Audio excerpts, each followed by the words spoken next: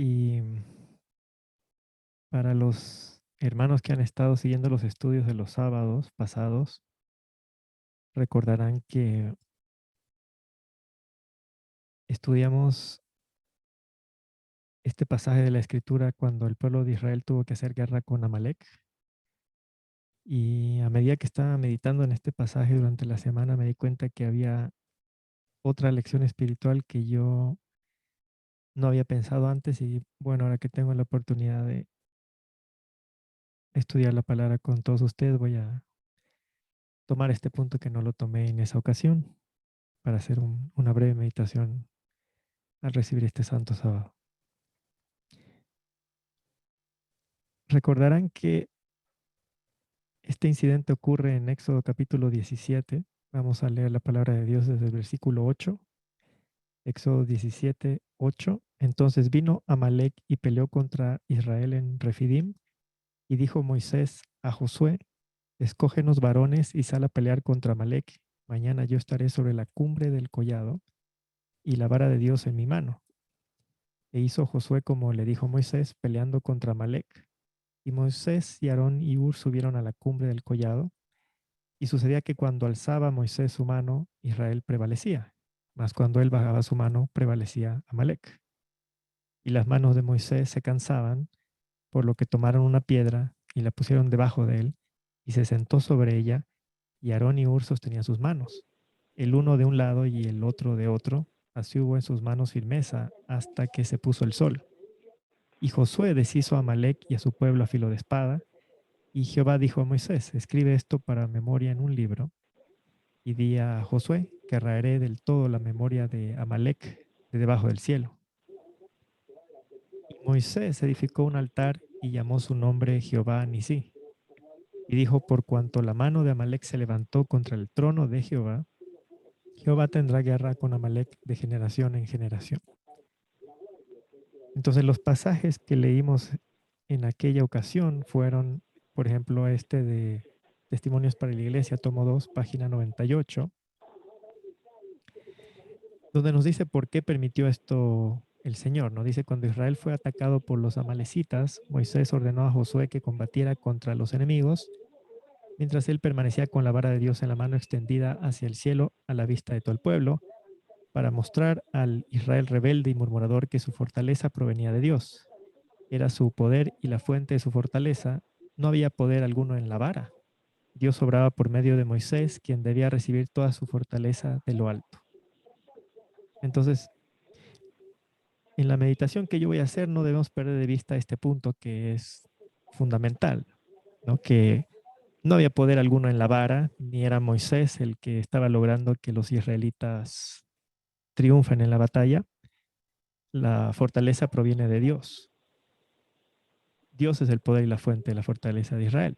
No es la vara, no es Moisés, pero hay una figura aquí, ¿no? Que nos está enseñando por medio de esto que está haciendo Moisés en esa cumbre. Dice: Dios obraba por medio de Moisés, quien debía recibir toda su fortaleza de lo alto. Cuando mantenía elevadas las manos, Israel prevalecía, pero cuando las bajaba, Amalek ganaba. Al cansarse Moisés, hubo que hacer los preparativos necesarios para mantener sus fatigadas manos continuamente dirigidas hacia el cielo. Aarón y Hur prepararon un lugar para que Moisés se sentara. Ambos se dedicaron a sostener esas manos agotadas hasta la puesta del sol. Estos hombres enseñaron a Israel su deber de apoyar a Moisés en su ardua tarea de recibir la palabra de Dios para transmitírsela a ellos. De ese modo, Dios les mostró también que su destino estaba totalmente en sus manos y que Él era su verdadero dirigente. Entonces, en esa ocasión meditamos en ese punto, ¿no? En el punto de que eh, por un lado, la meditación que hicimos es de que se nos enseña de que es nuestro deber apoyar, ¿no? En llevar la palabra de Dios, que no debería ser la carga de unos cuantos y no unos pocos, sino es tarea de todos. Y cada uno tiene su lugar en la obra del Señor, que el Señor nos ha dado diferentes talentos para que juntos podamos llevar a cabo su obra de Él. Esa fue una meditación, pero hay algo más aquí, ¿no? Se insiste en que el destino de Israel está totalmente en sus manos y que él era el verdadero dirigente. Eso también es importante. La cabeza de la iglesia no es un hombre, sino es Dios. Y nuestro destino está totalmente en sus manos, dice, ¿no? Entonces no vamos a perder de vista eso. Mostrar a Israel rebelde y murmurador que su fortaleza proviene de Dios, que Él es el poder y la fuente de la fortaleza, no había poder alguno en la vara. El dirigente no era Moisés, es Dios. Pero con esta imagen se demostraba también que el destino estaba totalmente en las manos de Dios.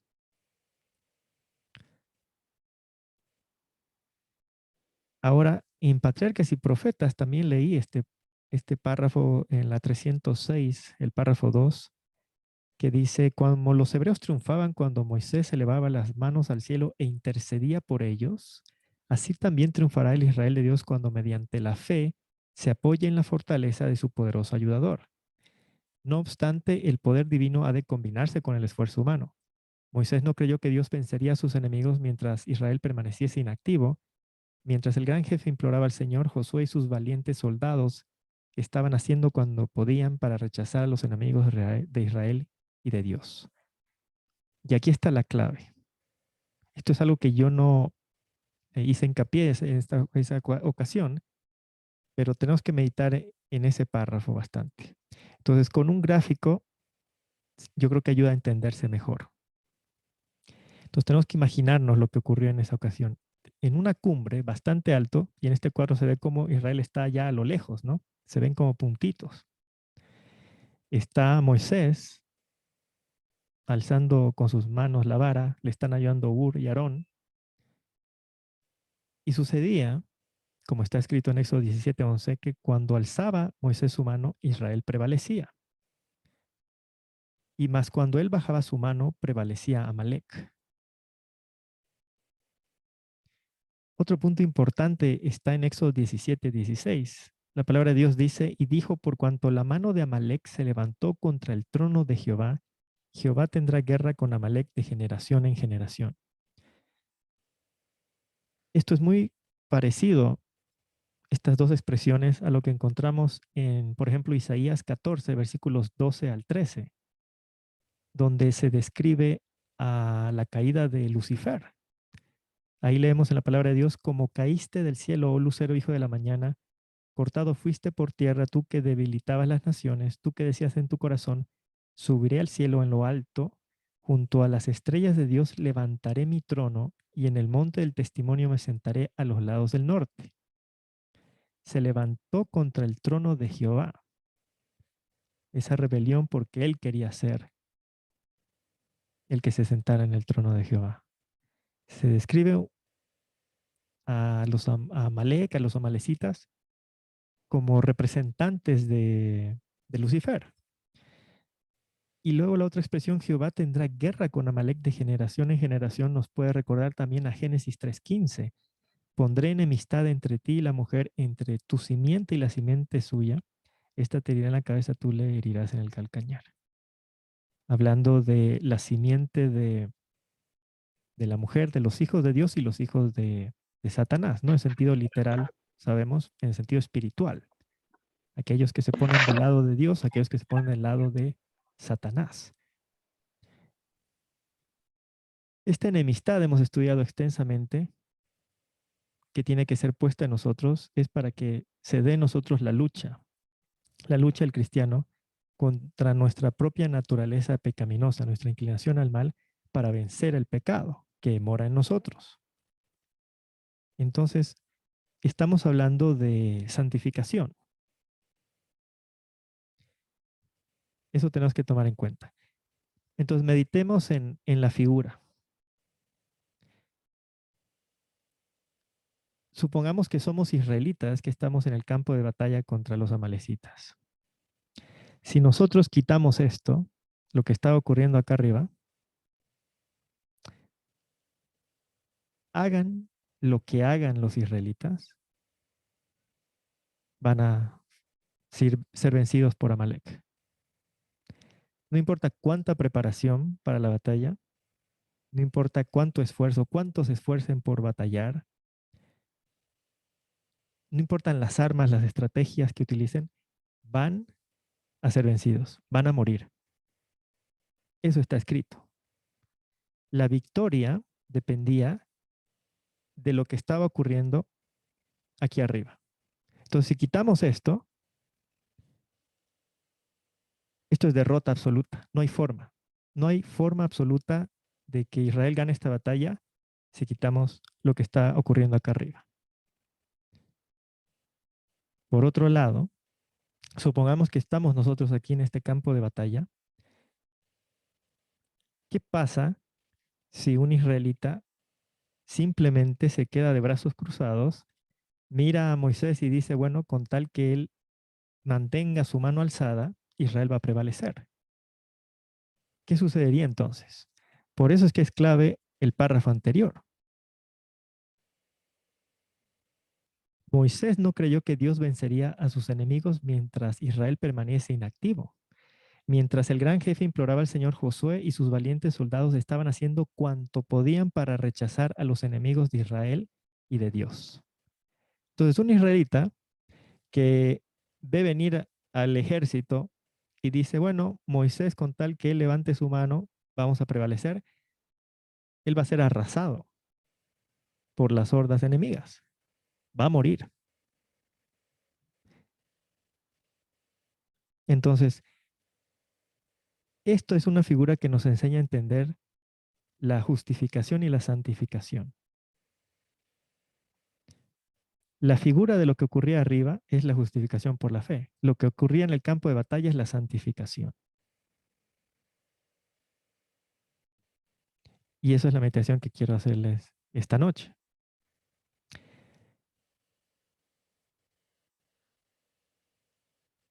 Es curioso porque... Hermano Mirko, mil disculpas, una pregunta.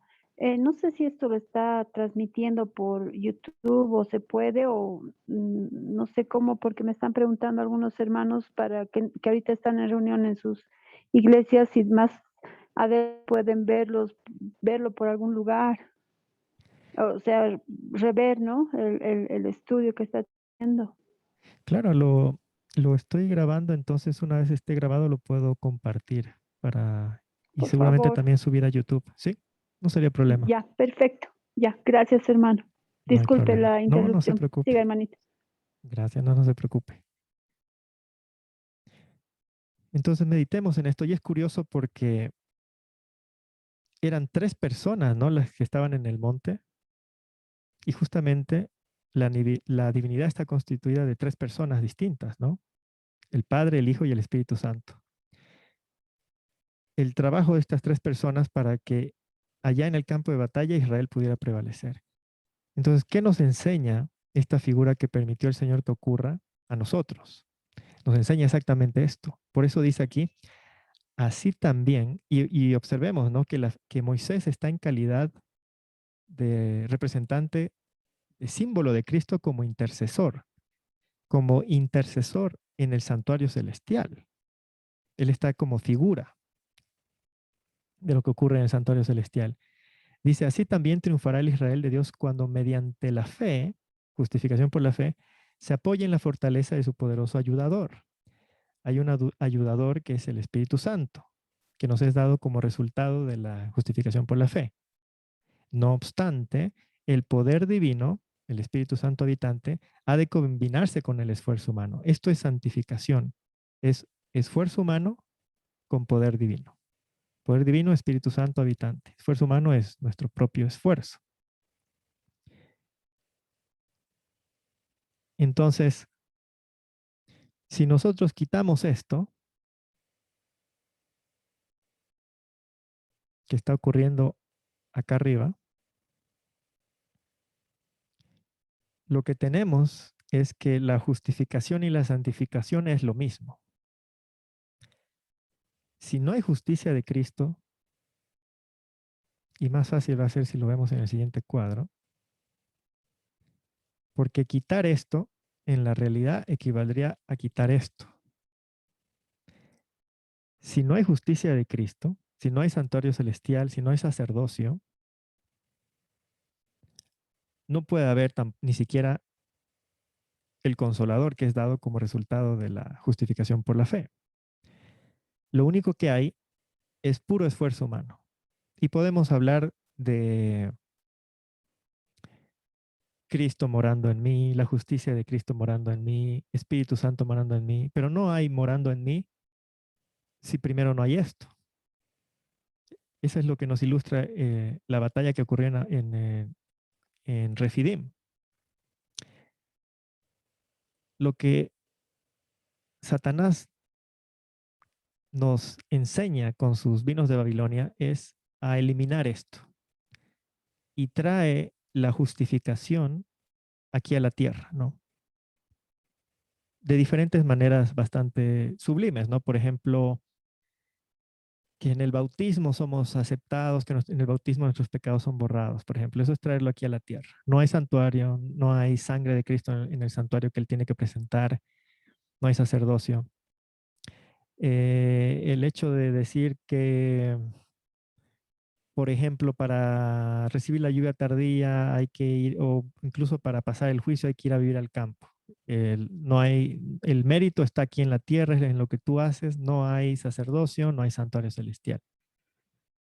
Todo lo que lleve a eliminar lo que está acá arriba es fracaso absoluto. Eso es lo que nos enseña la batalla en Refidim contra Amalek. Esto es el hombre ingeniándose con cualquier estrategia para triunfar sobre el pecado y alcanzar la perfección para pasar el juicio. Es esto, es eliminar lo que ocurre acá arriba y querer uno por mí mismo ganar la batalla. Y lo que nos enseña esto es que si no hay esto, va a prevalecer Amalek, es decir, Israel va a prevalecer Satanás sobre nosotros. Él va a ganar, porque esto es muerte segunda. Por otro lado,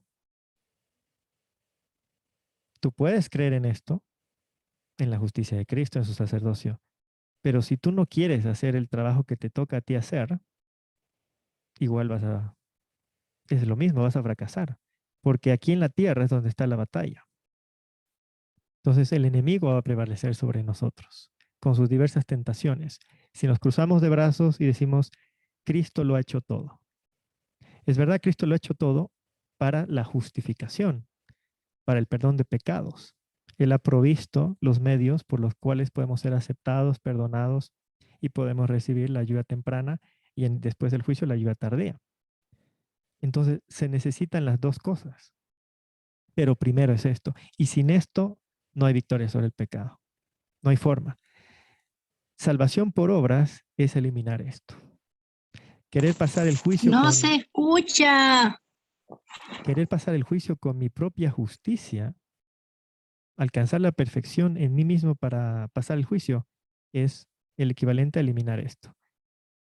Es el equivalente a que no se daba esto y los israelitas estaban por sus propias fuerzas, con sus propias armas, con sus propias estrategias, tratando de vencer y eso no iba a suceder.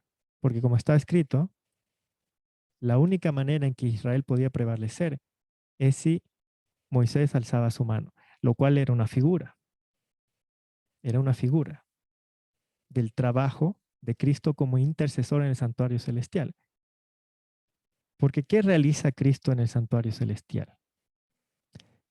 De acuerdo a Hebreos, si vamos con nuestras Biblias a Hebreos capítulo 8, en los primeros 3 versículos, la palabra de Dios dice, ahora bien, el punto principal de lo que venimos diciendo es que tenemos tal sumo sacerdote, el cual se sentó a la diestra del trono de la majestad en los cielos, ministro del santuario, de aquel verdadero tabernáculo que levantó el Señor y no el hombre, porque todo sumo sacerdote está constituido para presentar ofrendas y sacrificios, por lo cual es necesario que también éste tenga algo que ofrecer. La ofrenda, la verdadera ofrenda, es su justicia perfecta, para que seamos aceptados.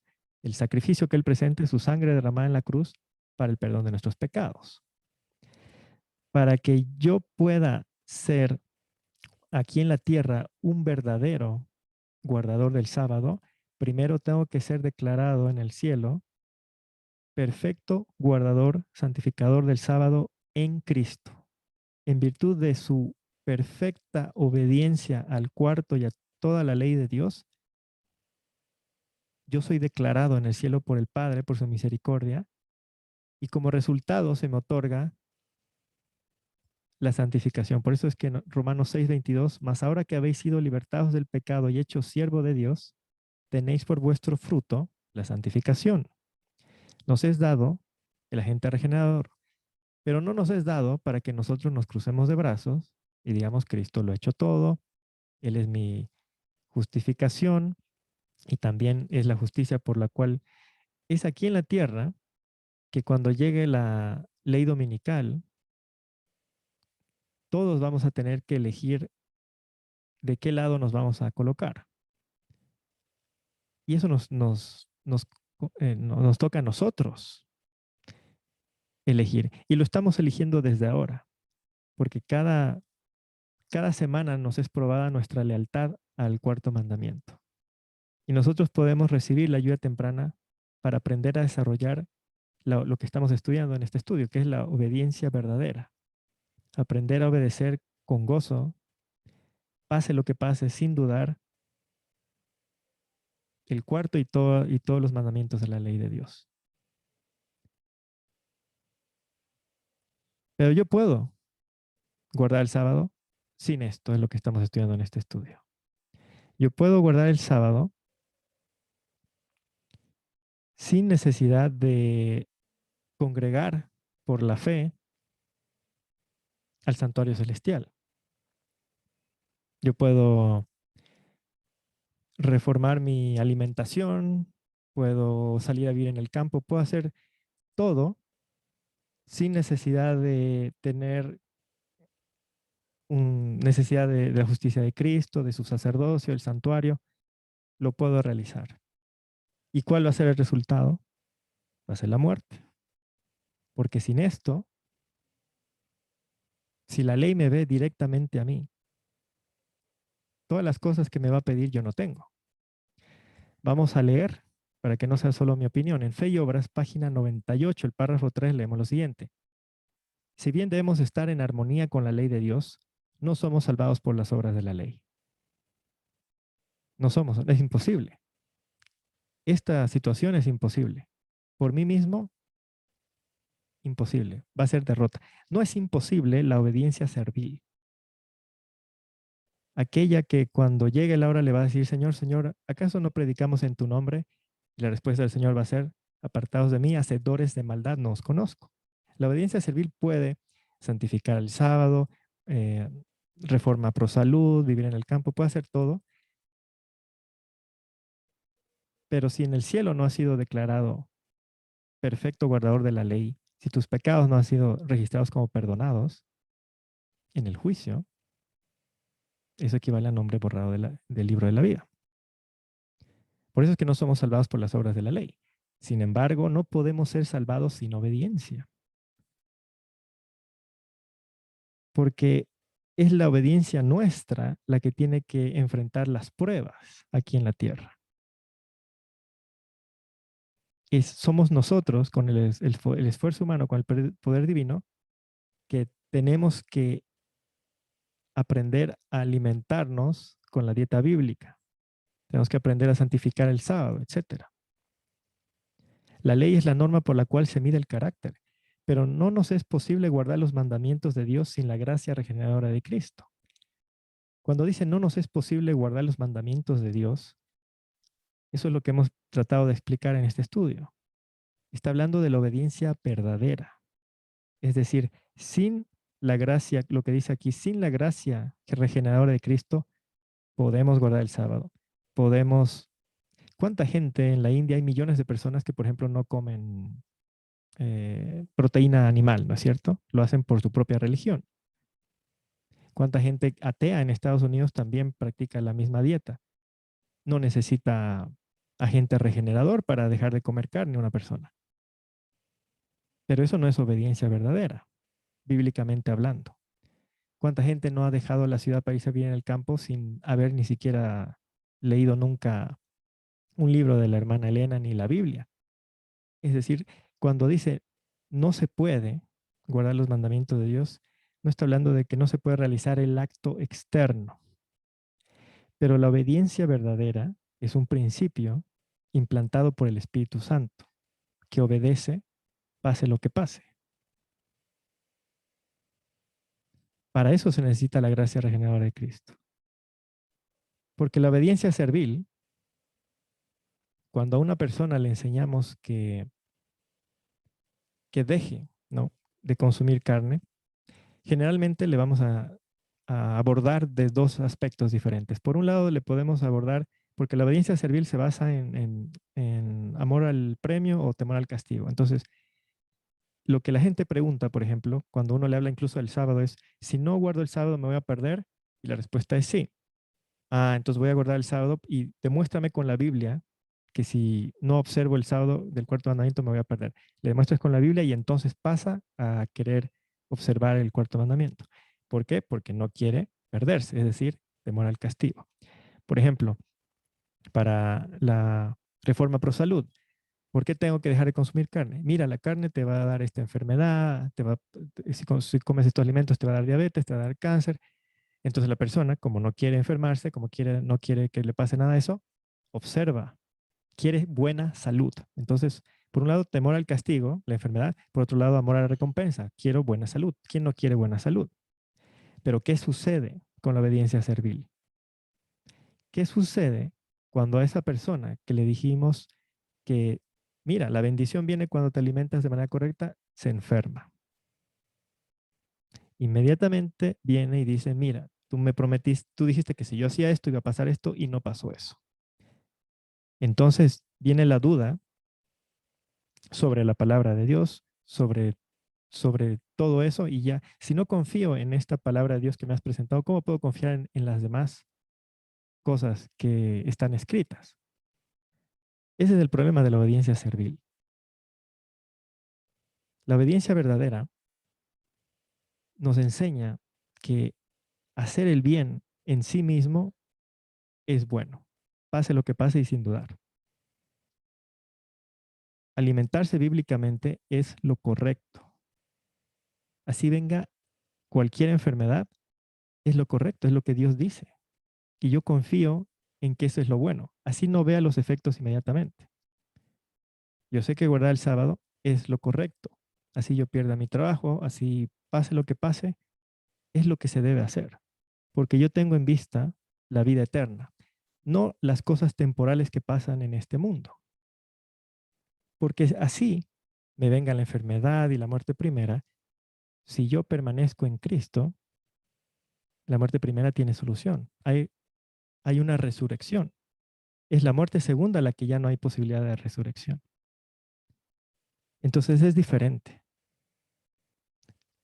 Y es algo que tenemos que pedir sabiduría al Señor para que nos enseñe, a que enseñemos la obediencia verdadera, para que así cuando le presentemos a las personas el cuarto mandamiento, la reforma pro salud o lo que sea que entre en el campo de la santificación, lo presentemos de tal manera que esas personas entiendan que hacer el bien es lo correcto, independientemente de lo que podamos ver el resultado inmediato.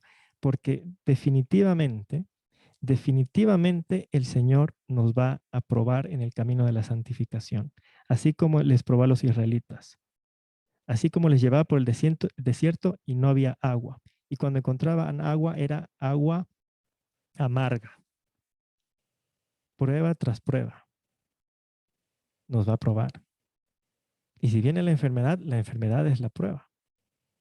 Y tú tienes que seguir creyendo, tienes que escoger.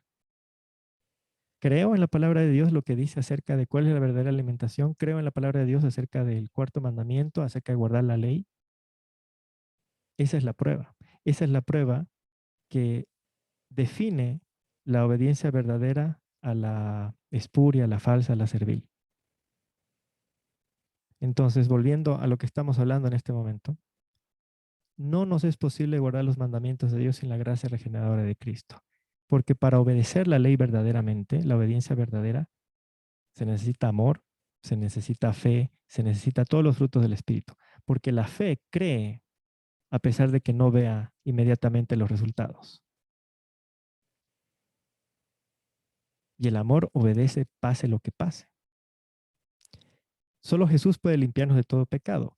Él no nos salva mediante la ley, pero tampoco nos salvará en desobediencia a la ley. Volviendo al cuadro.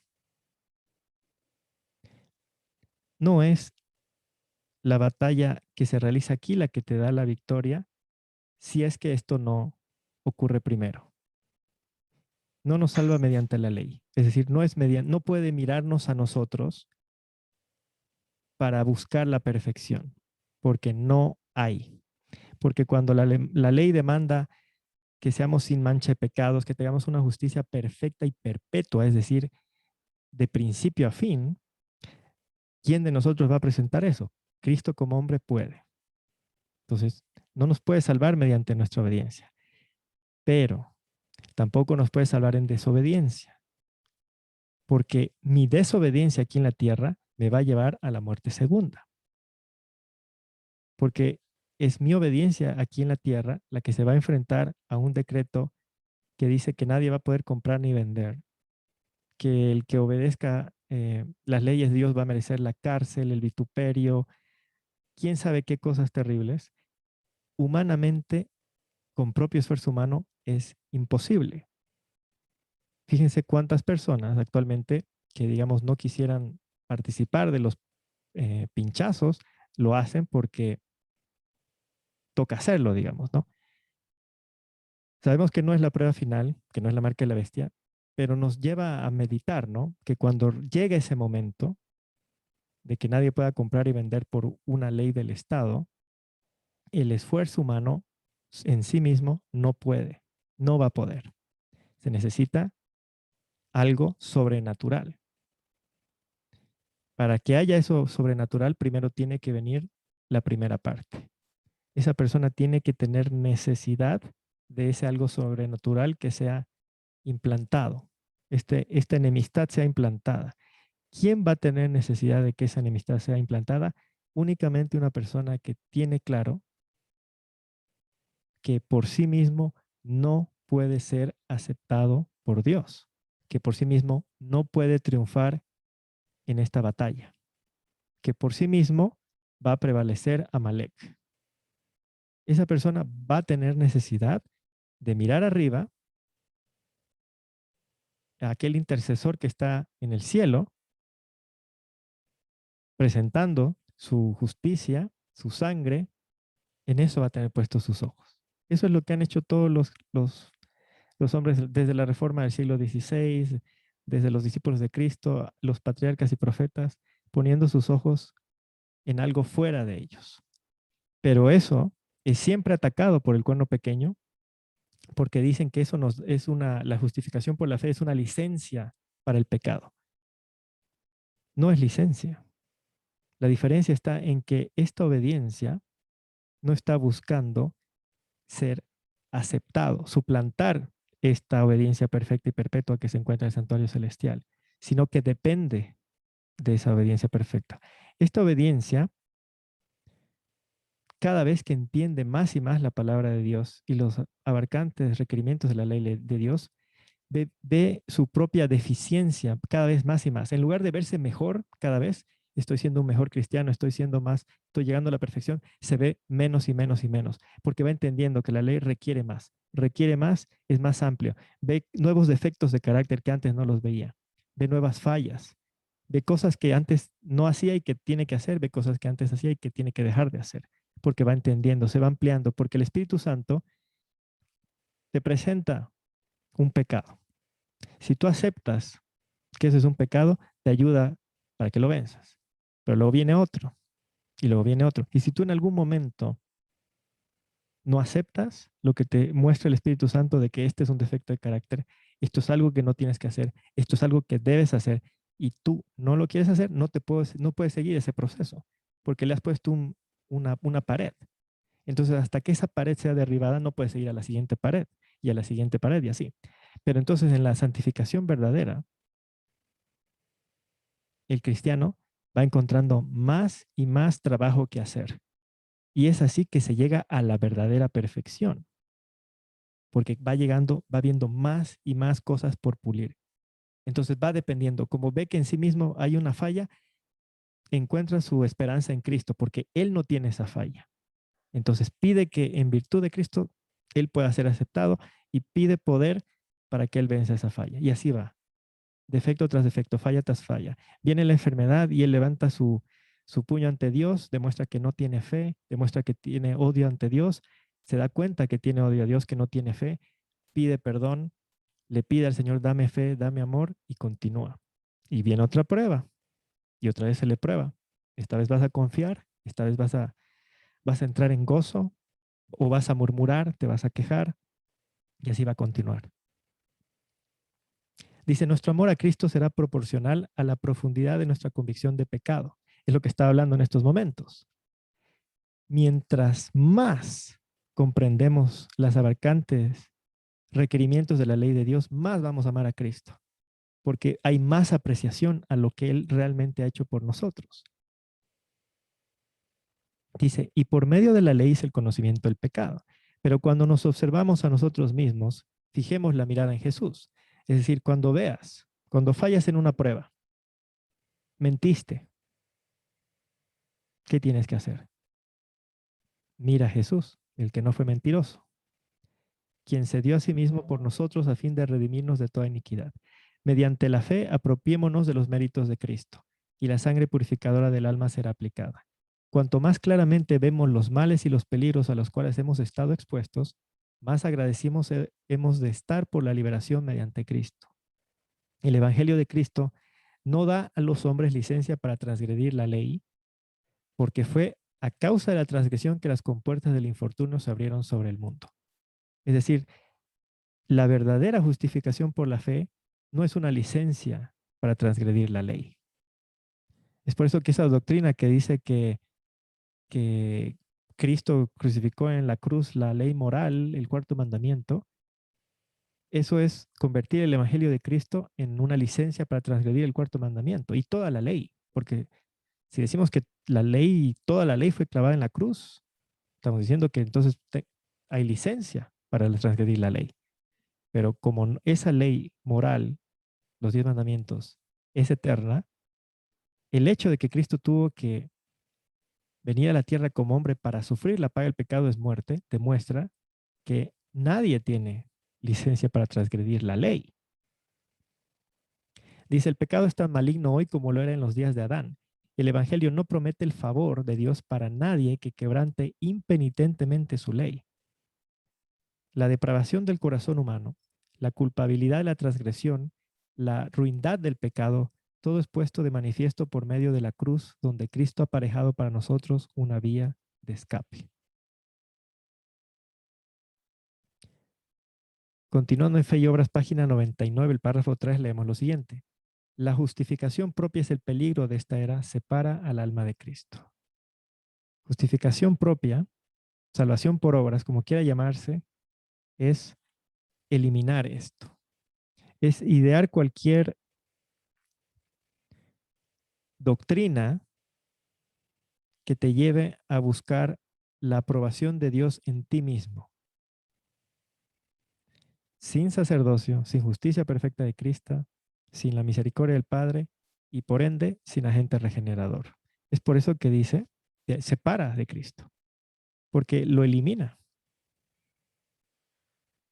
Si tú no quieres ser aceptado en virtud de la justicia de Cristo, te separa de Cristo. Te separa, porque es lo que Él está realizando en esto, es su obra. Estás rechazando no solo el Evangelio, la obra acabada de Cristo en la tierra como hombre, sino su obra que aún realiza en el santuario celestial. Entonces, ese es el peligro. Todas las doctrinas que nos llevan a la justificación propia nos separan de Cristo. Los que confían en su propia justicia no pueden entender cómo la salvación viene por medio de Cristo. Al pecado llaman justicia y a la justicia pecado. Al pecado llaman justicia, porque para que el hombre pueda aceptar la doctrina de que en sí mismo va a alcanzar la perfección para ser aceptado, para pasar el juicio, inevitablemente tiene que rechazar que la ley condena el estado de ser, la naturaleza pecaminosa, la inclinación al mal. Y por ende al pecado le llaman justicia o obediencia. Porque, y a la justicia pecado. Porque si yo me declaro perfecto, estoy diciendo que mi mancha de pecado es justicia, no es pecado. Y cuando una persona acepta que simplemente Cristo lo ha hecho todo por mí, Él es mi justificación, ya no hay que observar la ley, al pecado le llaman justicia, porque continúan practicando aquello que es pecado, pero piensan que ya están justificados en Cristo. Dice, no perciben la malignidad de la transgresión ni comprenden el terror de la ley, porque no respetan la norma moral de Dios. La razón por la cual hay tantas conversiones espurias en estos días es porque hay una estimación muy baja de la ley de Dios. En lugar de la norma divina de justicia, los hombres han erigido un patrón de su propia hechura por el cual miden el carácter. Han elegido los hombres su propio patrón, su propia forma de pasar el juicio. Sal a vivir al campo para pasar el juicio. Deja de comer carne para pasar el juicio. O tienes que celebrar las fiestas que fueron clavadas en la cruz, el ritual simbólico para pasar el juicio. O sea, cualquier doctrina, ¿no? Con el cual miden cómo se llega a la perfección es elegir un patrón de nuestra propia mente para medir cómo va a ser cómo se va a llegar a ser la aceptación en el juicio, y es una estimación muy baja de la ley de Dios porque no aceptamos que la ley condena mi estado de ser. Es estimación muy baja porque no entendemos que ante el requerimiento de Romanos 2:13 de obediencia perfecta y perpetua, la palabra nos presenta nuestra condición ante Dios. Yo os conozco que no tenéis amor de Dios en vosotros, y está escrito que ese amor de origen celestial obedece la ley. Entonces, ante un requerimiento, se nos presenta nuestra condición por la cual no podemos dar satisfacción a ese requerimiento, y entonces tenemos necesidad de alguien que sí pueda dar satisfacción a este requerimiento, porque él no estaba en esta condición. Entonces no puede tener exactamente mi misma naturaleza, porque si tiene yo también como yo este problema, entonces no puede dar satisfacción a este requerimiento.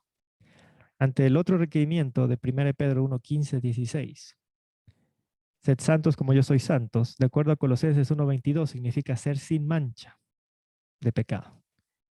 Ante ese requerimiento, la palabra presenta nuestra condición, que no hay forma en que nos vamos a lavar esa mancha. Desde que somos engendrados tenemos esa mancha. Por lo tanto, no podemos dar satisfacción a este requerimiento. En cambio, en Cristo, como hombre, desde el momento en que es engendrado se nos dice, el santo ser que nacerá será llamado Hijo de Dios. Se nos da la satisfacción al requerimiento que yo no puedo satisfacer en mí mismo. Entonces, si pasamos por alto esto, lo que vamos a tener es una estimación muy baja de la ley de Dios. Y vamos a creer que yo puedo satisfacer esto, a pesar de que es una obediencia perfecta y perpetua. Pienso que yo algún rato voy a alcanzar un pedacito de mi vida que voy a poder presentar como, ya, aquí está la justicia que necesitas. No voy a querer aceptar que esto significa sin mancha de pecado, sino que voy a aceptar que ser santo significa simplemente tener al Espíritu Santo habitante, y entonces me voy a presentar con Espíritu Santo habitante y con mi obediencia para dar satisfacción a Romanos 2:13, a 1 Pedro. O sea, es una estimación muy baja. Y se cumple lo que dice aquí. Ven a través de un vidrio oscuramente y presentan ante la gente ideas falsas acerca de la santificación, estimulando así el egotismo, el orgullo y la justificación propia. La doctrina de la santificación que muchos propugnan está llena de engaño, porque es halagadora del corazón humano, pero lo más bondadoso que se le puede predicar al pecador es la verdad de los requerimientos obligatorios de la ley de Dios. Entonces, ¿qué es lo más bondadoso que le podemos predicar a una persona? Es hacerle entender que ante los abarcantes requerimientos de la ley de Dios, no podemos darle satisfacción. ¿Por qué eso es bondadoso?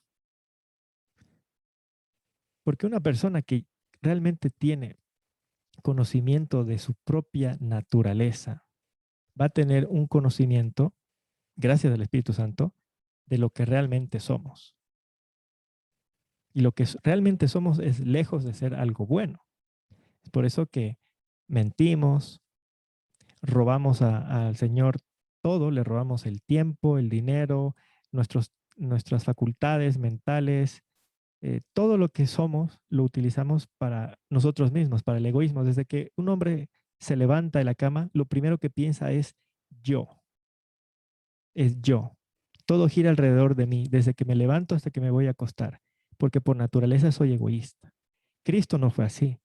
Él desde que se levantaba en la mañana, él tenía que orar y él tenía que pensar a quién iba a servir, de qué manera él iba a servir a esta raza caída, porque había cero egoísmo.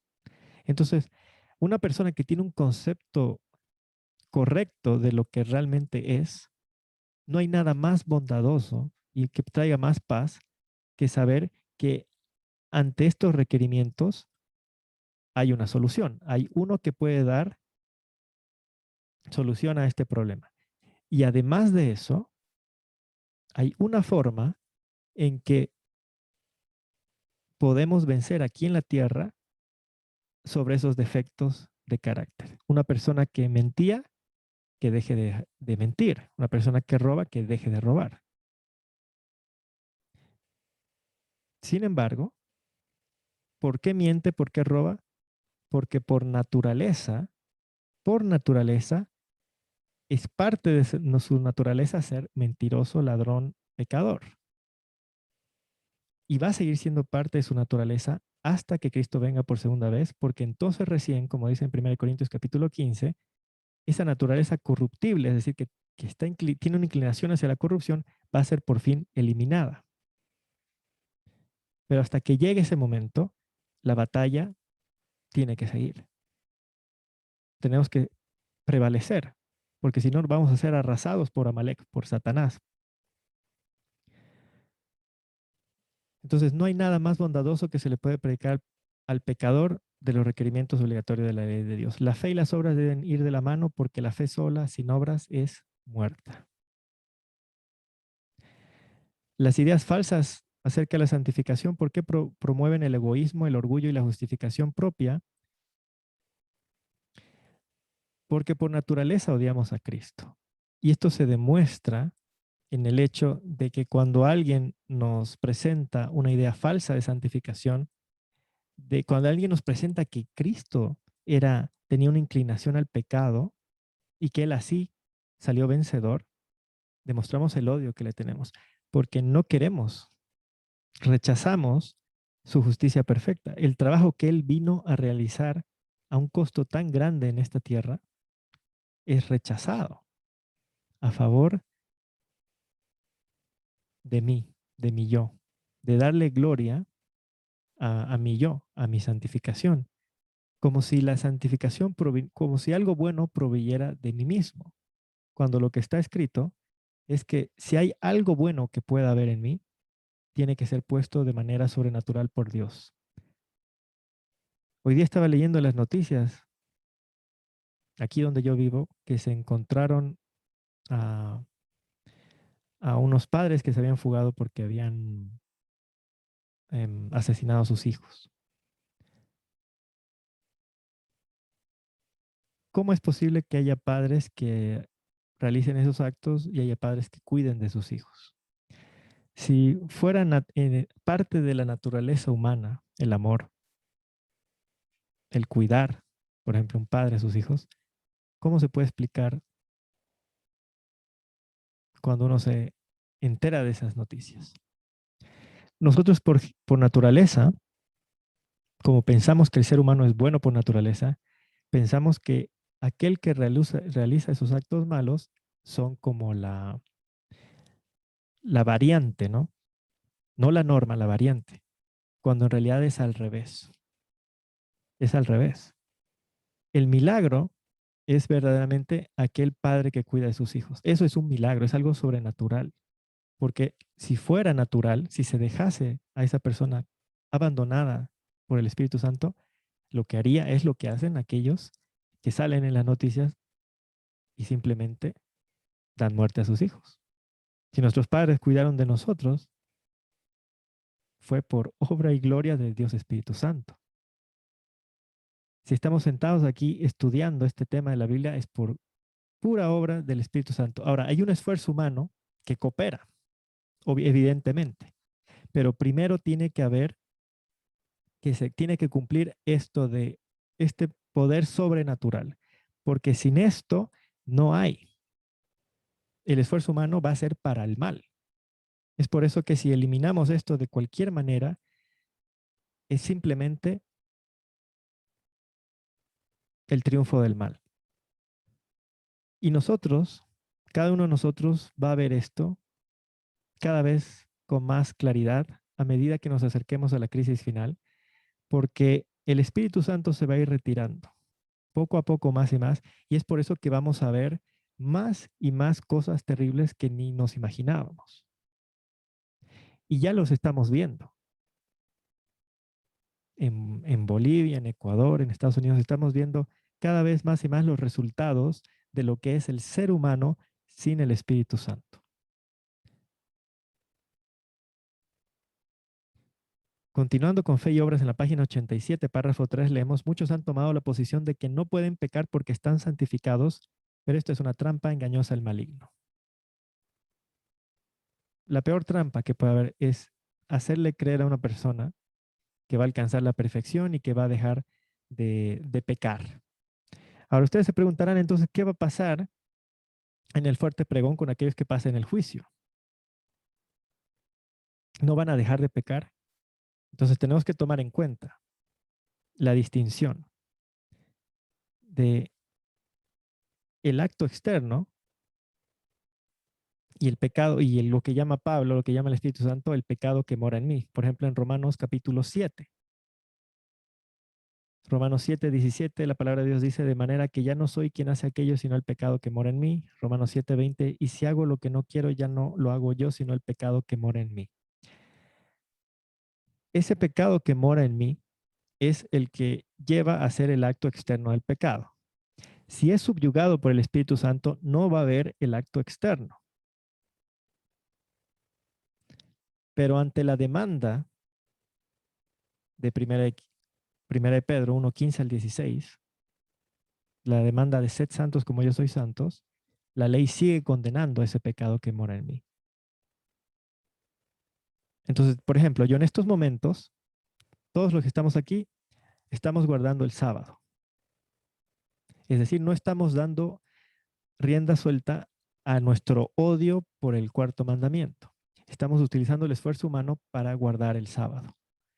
Pero si la ley hoy día se iniciara el juicio de vivos y yo quiero que la ley me mire a mí, porque yo estoy guardando el sábado, cuando se enfrenta ante este requerimiento, yo voy a ser pesado en balanza y hallado falto, porque yo no puedo dar satisfacción a este requerimiento, ni siquiera a este, porque esa obediencia perfecta y perpetua, yo no he observado de manera perfecta y perpetua el sábado, el cuarto mandamiento durante toda mi vida.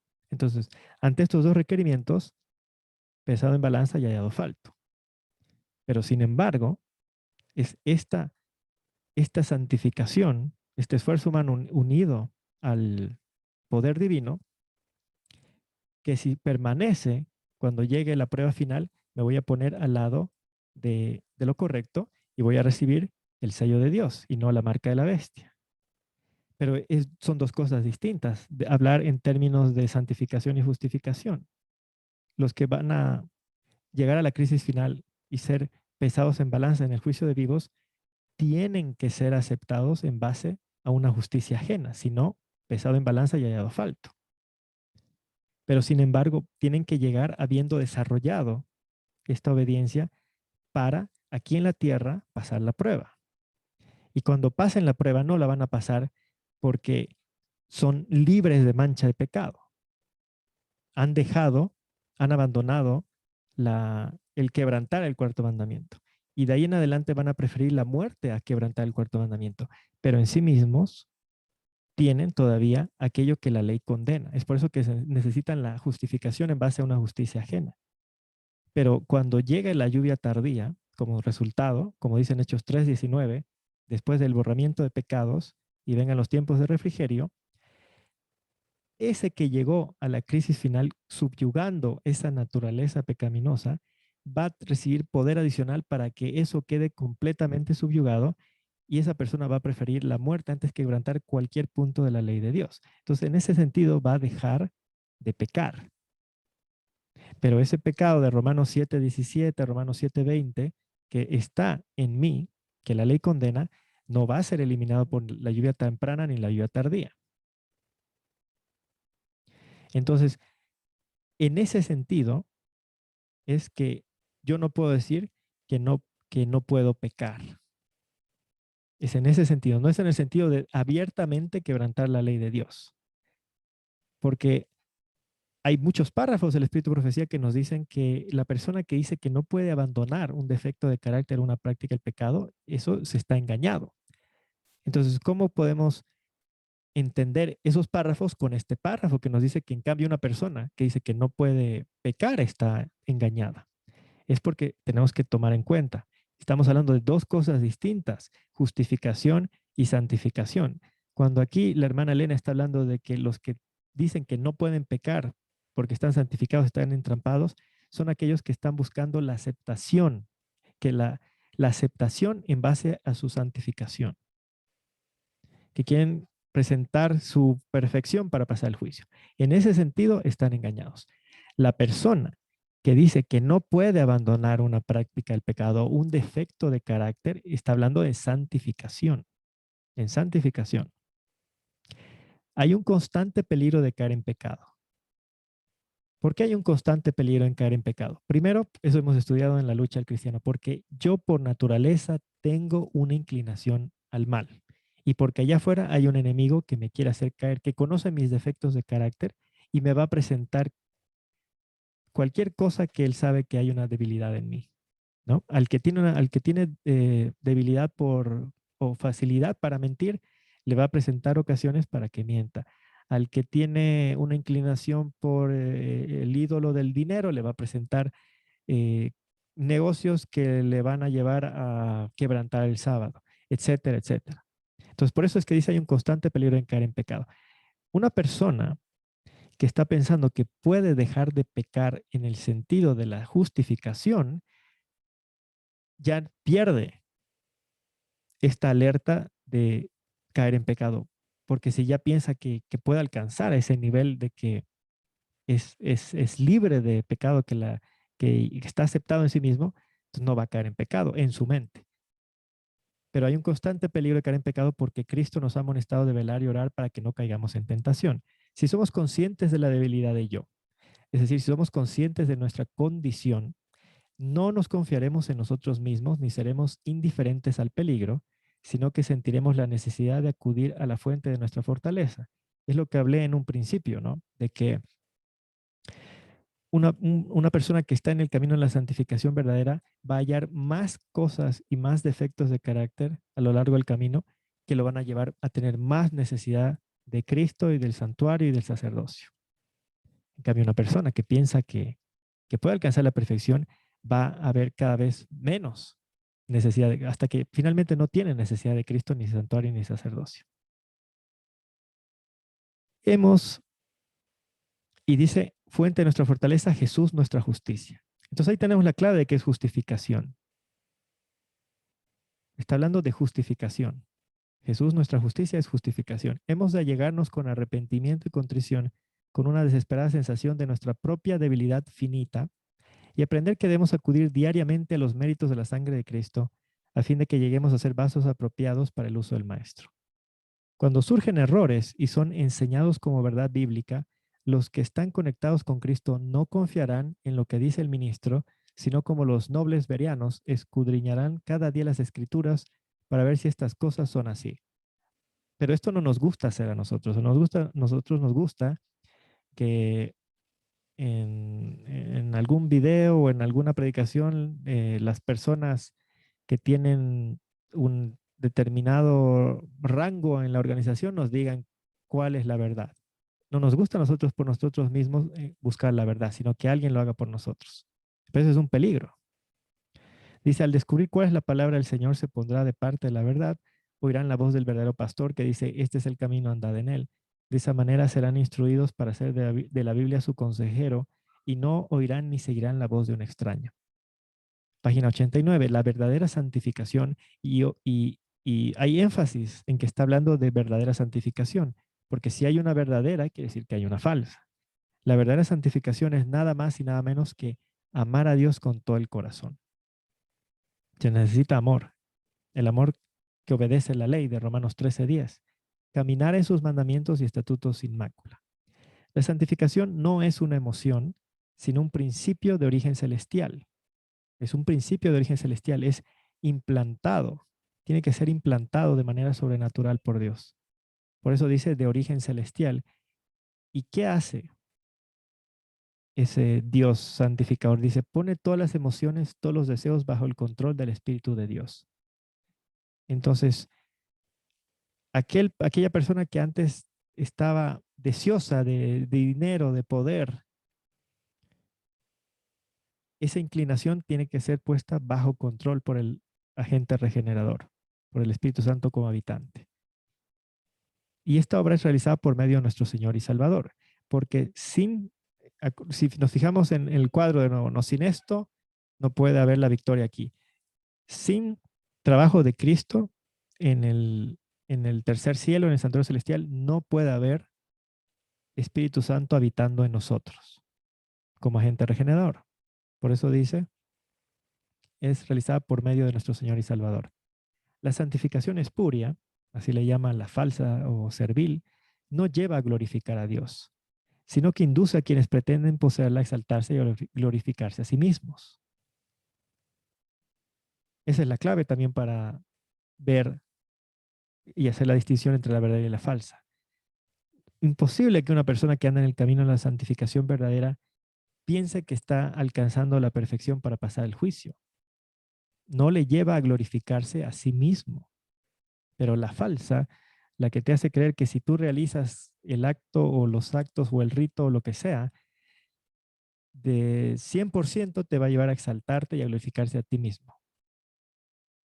Y, y eso es lo terrible. Cualquier cosa que sobrevenga en nuestra experiencia, sea de alegría o de tristeza, que no refleje a Cristo, ni lo señale como su autor, glorificándolo a Él y sumergiendo al yo hasta hacerlo desaparecer de la vista, no es una genuina experiencia cristiana. En la página 112, nunca podemos alcanzar la perfección por medio de nuestras propias obras buenas. El alma que contempla a Jesús mediante la fe repudia su propia justicia, porque es como trapos de inmundicia. Así sea realizada con el Espíritu Santo habitando en mí, la repudia, porque está contaminada con el pecado. Porque un cristiano verdadero, tiene dos naturalezas de manera espiritual. Tiene una naturaleza nueva implantada por el Espíritu Santo, que no puede pecar, pero tiene la naturaleza carnal con la que ha sido engendrado, la cual somos descendientes de Adán, caído en el pecado, que tiene una inclinación al mal, que es condenado por la ley. Entonces, todo lo que realizamos tiene esa mancha, tiene esa mancha. Es por eso que Cristo, en el Espíritu de Profecía, dice que tiene que, incluso nuestras oraciones, purificarlas con su sangre y perfumarlas con su justicia, para que entonces Él las pueda presentar ante el Padre como pedidos de Él, ¿no? Porque se contaminan, y no se contaminan con la contaminación que hay aquí en la tierra por la polución, se contaminan porque salen de mí, que tengo una naturaleza contaminada por el pecado, así yo haya nacido de nuevo. Es por eso que el alma que contempla a Jesús mediante la fe repudia su propia justicia, se ve a sí mismo incompleta, considera su arrepentimiento como insuficiente, débil su fe más vigorosa, magro su sacrificio más costoso, y se abate con humildad al pie de la cruz. Pero una voz le habla desde los oráculos de la palabra de Dios. Con asombro escucha el mensaje: vosotros estáis completos en él. Colosenses 2:10. Dice completo. A esta justicia que se encuentra en el santuario celestial no se le puede agregar más nada porque está completa. Y si le agregamos, yo le agrego mi justicia, la voy a contaminar. No hay que agregarle. Es completa. Estamos completos en Cristo. Ahora, todo está en paz en su alma. Ya no tiene que luchar más para encontrar algún mérito en sí mismo, algún acto meritorio por medio del cual ganar el favor de Dios. ¿Esto por qué es tan importante?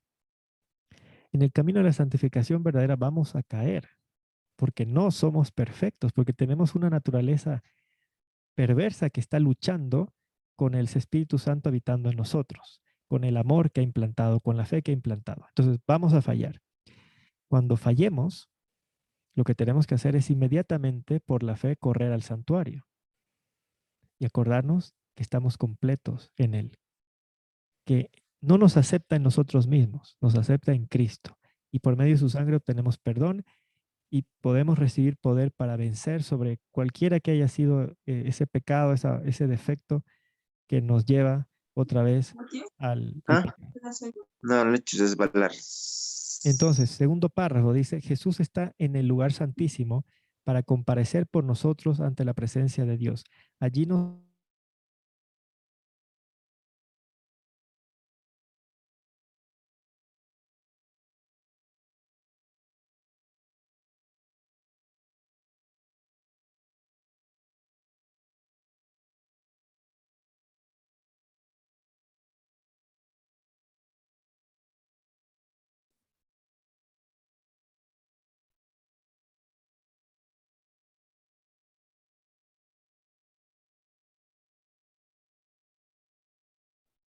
Perdón, me estoy equivocando, no es Hebreos capítulo 5.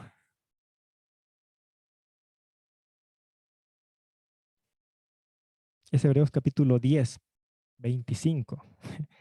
Hebreos 10, 25, cuando dice, no dejando de congregarnos como algunos tienen por costumbre, sino exhortándonos, y tanto más cuando veis que aquel día se acerca, es el pueblo que por la fe se congrega al santuario celestial, que tiene la necesidad, ¿no?, de esa justicia, de ese sacerdocio, de la misericordia del Padre, del agente regenerador.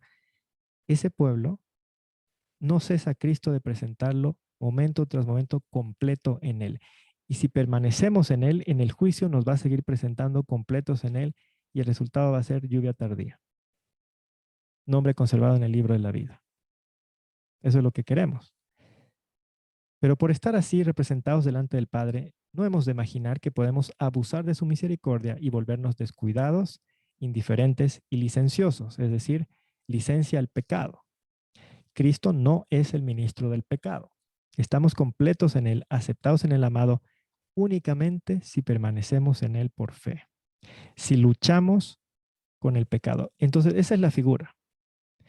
Para que podamos vencer, solamente podemos hacerlo en virtud de la justicia perfecta de Cristo. No hay otra manera. Pero 100% aquí en la tierra tenemos que nosotros estar batallando primero contra mi yo, porque yo soy mi peor enemigo.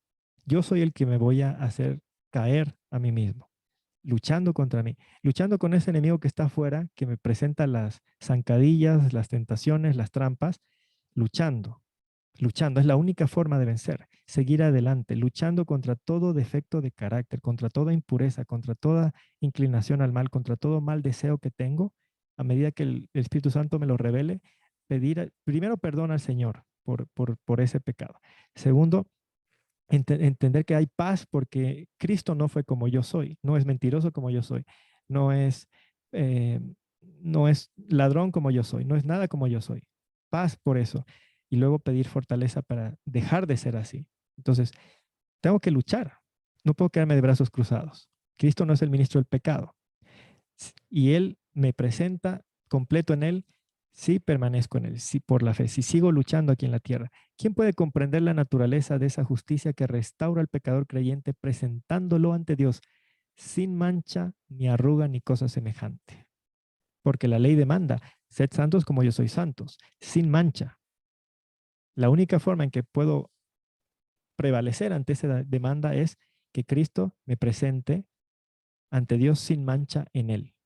Que Él presente Lucas 1:35 y diga, yo soy sin mancha ni cosa semejante y he permanecido sin mancha, he preferido la muerte antes que contaminarme con el pecado. ¿Quién puede comprender la naturaleza de esa justicia que restaura al pecador creyente? Tenemos de Dios la palabra empeñada de que Cristo nos ha sido hecho justificación, santificación y redención.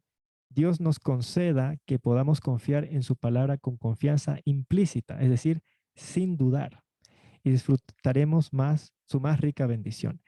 Nos ha sido hecho justificación, santificación y redención. nos ha sido hecho justificación porque es en virtud de su justicia perfecta que somos aceptados. Nos ha sido hecho santificación porque gracias a esa justicia de Cristo, a lo que Él ha hecho, se nos puede otorgar al agente regenerador para que yo aquí en la tierra pueda entrar en batalla y triunfar con ese pecado. Nos es hecho redención porque es su obra. Primero la quiso en la tierra, el Evangelio, y luego es su obra que realiza allá en el santuario celestial. Y nos incita, nos llama, ¿no?, a que podamos confiar en su palabra con confianza implícita. ¿En qué palabra confiemos? Vosotros estáis completos en Él. Y disfrutemos su más rica bendición, pues el Padre mismo os ama, porque vosotros me habéis amado y habéis creído que yo salí de Dios. Juan 16, 27. Entonces espero que este estudio y esta meditación sobre Éxodo capítulo 17 y la guerra con Amalek pueda servir para que podamos entender más y más la diferencia entre la justificación y la santificación, entender que hay algo, una obra que viene primero y la otra es un fruto, un fruto, un resultado, y que sin esta obra no puede haber triunfo en esta otra, pero sin este esfuerzo humano combinado con el poder divino, lo que va a haber es también el fracaso. Muy bien, ese va a ser entonces el final del estudio.